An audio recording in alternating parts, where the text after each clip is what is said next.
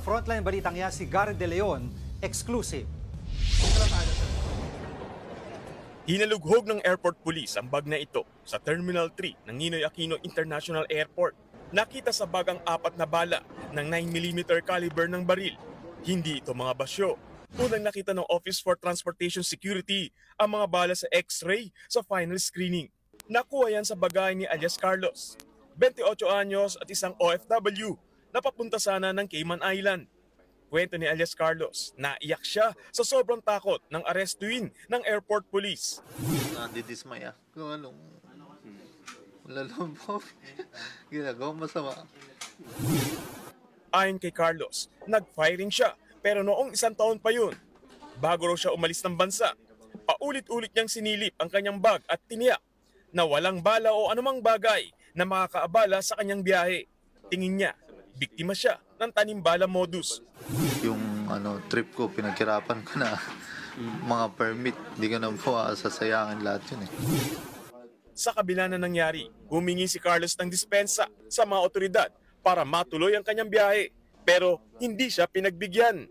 Nakakulong siya ngayon sa PNP Aviation Security Group sa NAIA at naharap sa reklamang paglabag sa Election Gun Ban at paglabag sa Comprehensive Firearms and Ammunition Act. Sumalang na rin siya sa inquest proceedings.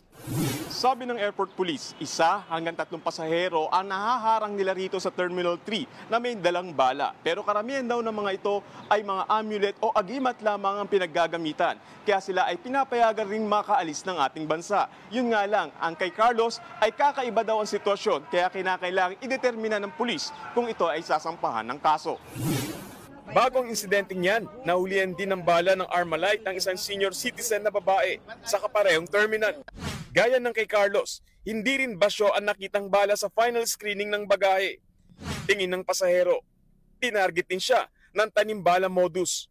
Ayon sa pamangkin ng senior citizen, bago sila dumaan sa screening, ay tinulungan sila ng ilang porter sa airport para bitbitin ang kanilang gamit.